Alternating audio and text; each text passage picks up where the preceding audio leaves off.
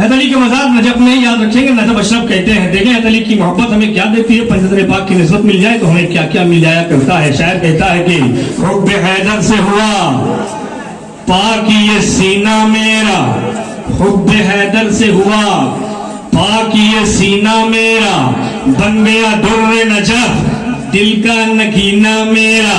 हुब्बे हैदर से हुआ पाक ये सीना मेरा, बन गया दुर्रे नजफ दिल का नगीना मेरा।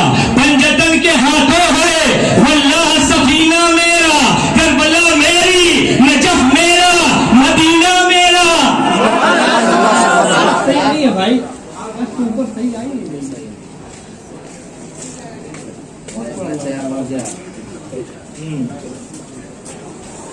आवाज हालांकि बहुत अच्छी थी, साउंड सिस्टम तो बहुत अच्छा चल रहा था।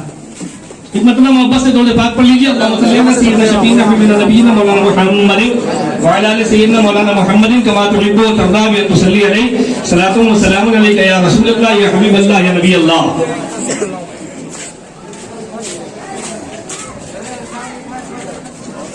मौजूद सामईन किराम, हम सब की मुश्तरका खुशनसीबी है कि हमारा शेखुल मशाइख नायब गौसे आज़म सरकार सुरकाई हज़रत तेग अली शाह रहमतुल्लाह अलैह की बारगाह में खिराज अक़ीदत व मोहब्बत पेश करने, उनकी बारगाह से फैज़ व बरक़ात हासिल करने के लिए हाजिर हुए हैं।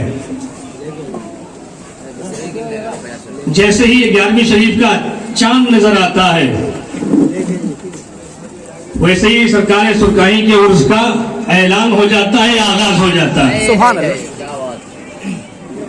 मोहब्बत हो तो ऐसी हो, नियामत हो तो ऐसी हो, नायब हो तो ऐसा हो। सरकार तेग अली शाह रहमतुल्लाह अलैह की जिंदगी को जब आप पढ़ेंगे तो आपको जा बजा मिलेगा कि गौसे पाक के जबरदस्त आशिक हैं, गौसे पाक के साये करम के परवरदा हैं। अल्लामा शरीफ कादरी रहमतुल्लाह ने भी किताब में लिखा कि गौस पाक के फातिहा हो उर्स इसका बहुत अच्छे एहतमाम करते थे। रिवायात भी है, चैनपुर का वाकया इशारा करके गुजर जाऊं कि वहां बाबा बहुत ज्यादा फैल गई। मौलाना हनीफ साहब गए, ख्वाब में सरकार की ज़ियारत हुई। उन्होंने कहा कि जितने लोग बीमार हैं उनमें से सिर्फ 2 लोगों का इंतकाल होगा, बाकी और किसी को कुछ नहीं होगा, आप जाइए। मैंने गौसे पाक की बारगाह में अर्जी पेश कर दी है, मैंने गौसे आजम से कह दिया है।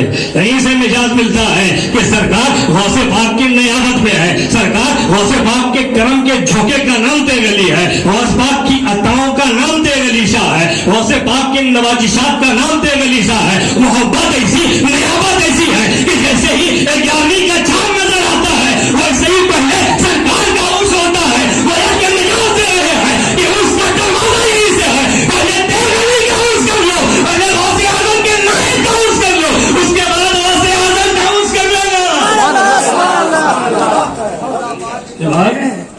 सरकार शाहिद जिला का उर्स कर लेना। तो गौस पाक कल ही चांद नजर आया। आज पहली तकरीर मेरी इस महीने की, मेरा एक उसूल है 11वीं शरीफ के महीने में जो मेरी पहली तकरीर होती है सरकार गौस पाक पर करता हूं। लेकिन चूंकि मौजू औलिया अल्लाह है और सरकार सुरकाही का उर्स है, वक्त की भी किल्लत है, थोड़ी सी बात इस नियत के साथ के सबसे ज्यादा खुशी सरकार सुरकाही को होंगी। अगर गौसे पाक का जिक्र हुआ तो सरकार तेग अली शाह रहमतुल्लाह अलैह के फैज़ व करम से हम माला माल हो जाएंगे। आमीन आमीन। तो वो बातें जो गौस पाक ने खुद फरमाई, अलग ऐलान फरमाई, मिंबर पे फरमाई और गौस पाक पर लिखी गई सबसे मुस्तनद किताबों में से किताब बहयतुल असरार शरीफ, वहीं से मैं चंद बातें आपके सामने रखता हूं बड़ी तेजी के साथ। गौस पाक फरमाते हैं क्या लोगों, जब भी कोई दिन आता है पहले मेरी बारगाह में हाजिरी देता है, सलामी पेश करता है, उसके बाद जाहिर होता है।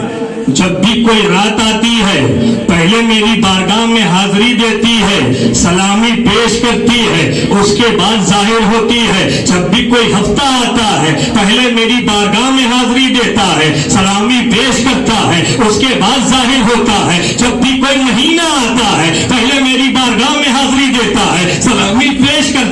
उसके बाद दुनिया में जाता है। जब भी कोई साल आता है पहले मेरी बारगाह में हाजिरी देता है, सलामी पेश करता है, इजाजत तलब करता है, उसके बाद जाहिर होता है। जब भी कोई सूरज तुलू होता है पहले मेरी बारगाह में हाजिरी देता है, सलामी पेश करता है, इजाजत तलब करता है, उसके बाद जाहिर होता है। जब भी कोई चांद निकलता है पहले मेरी बारगाह में हाजिरी देता है, सलामी पेश करता है, इजाजत तलब करता है, उसके बाद जाहिर होता है। अल्लाह मेरे सामने तुम कांच के बोतल जैसे हो, तुम्हारा ज़ाहिर भी मुझ पर रोशन है, तुम्हारा बातिन भी मुझ पर रोशन है। अगर मेरे हाथों में अल्लाहु अकबर, नारे रिसालत, तकबीर, अल्लाहु अकबर, नारे रिसालत।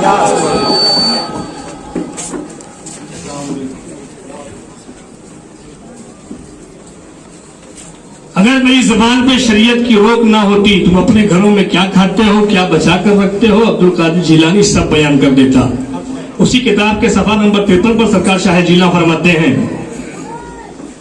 कि लोगों, इंसानों के शेख होते हैं, पीर होते हैं, जाहिर सी बात है, मुरीदों का मजमा लगा अल्हम्दुलिल्लाह, हुजूर साके मिल्लत के फैजान से सब मालामाल हो रहे हैं।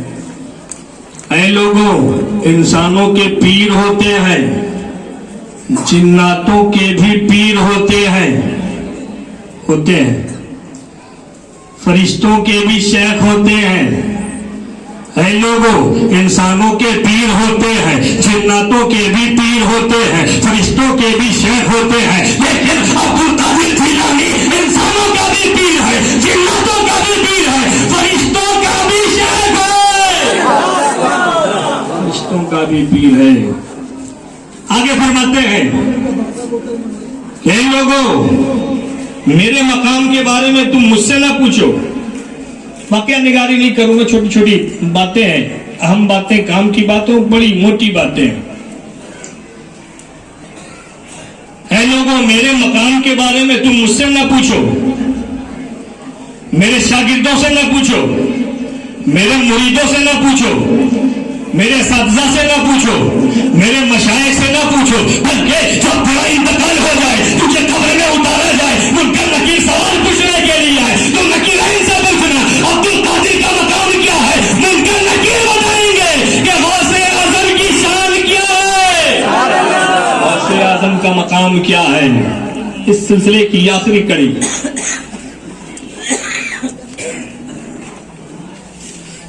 बात फरमाते हैं, कह लोगों, पूरी दुनिया घूम लो, लेकिन पूरी दुनिया घूम करके भी मेरी बारगाह में जरूर आना।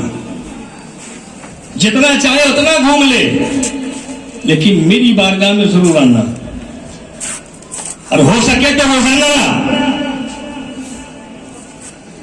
अगर ये ना हो तो हफ्ते में आ, अगर ये भी ना हो सके तो महीने में आ, महीने में भी ना हो तो साल में एक मरतबा हाजिरी दे, और अगर ये भी ना हो सके तो अपनी जिंदगी में एक मरतबा मेरी बारगाह में जरूर हाजिरी दे देगा। अगर मेरी बारगाह में आना तो बिल्कुल कोरा होकर के आना, बिल्कुल सादा होकर के आना, क्योंकि इल्म की खैरात यहाँ से बांटी जाती है, तकवा यहाँ से अदा किया जाता है, विलायत यहाँ से तकसीम की जाती है। अल्लाह मैं रब के इल्म के समंदर में गोते लगाता हूँ। अल्लाह मेरी हकीकत को मेरे रब के सिवा कोई नहीं जानता। नारे